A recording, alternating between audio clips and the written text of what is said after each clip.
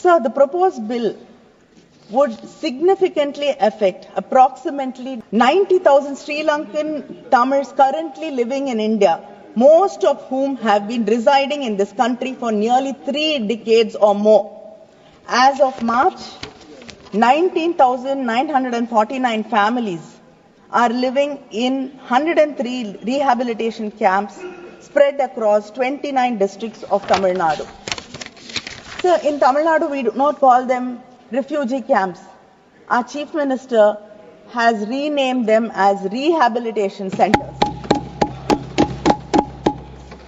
So, but this bill does not look at these people who've left their homes, who've come to India seeking refuge to protect themselves.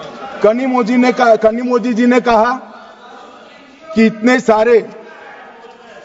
इतने सारे तमिल शरणार्थी आए हैं, इसके लिए भारत सरकार की नीति क्या है।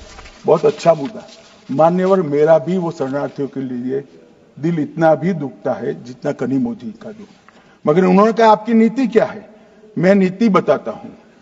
1986 से जो भारत सरकार का नीति है, और जब आप 10 साल यूपीए सरकार में थे, तब जो आपका नीति था वही हमारा नीति है।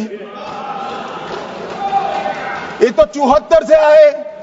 अब 10 साल था, दयानिधि जी भी मंत्री थे, बालू जी भी मंत्री थे, कुछ नहीं किया। और हमें सवाल कर रहे हैं कि आपने क्या किया। भला आपने कर दिया होता तो हमारे लिए तो बारी ही नहीं आती। मान्यवर, तमिल शरणार्थियों की नीति में हमने फुल स्टॉप कॉमा का बदलाव नहीं किया है। जिस सरकार में डीएम के हिस्सेदार थी, वही नीति को हमने जस का तस अपनाने का काम किया है। अगर कुछ बदलाव करना है तो मुझे दे दो, देखना, हम सोचेंगे। मान्यवर, मुझे अब तक एडीएमके के सारे एमपी 4 बार मिले अलग अलग समस्या पर, एक में भी तमिल शरणार्थी का जिक्र नहीं। और कहते हैं डू समथिंग। भाई आप तो कहते हैं ना, हमने तो आपकी नीति पर चले, हम माने ये सच्ची होगी। अभी भी आप दीजिए, हम सोचेंगे इस पर। मगर आपने रॉन्ग किया है, एक्सेप्ट करते हो ना। आपने रॉन्ग किया वो तो स्वीकार कर लिया, चलो अच्छी बात है।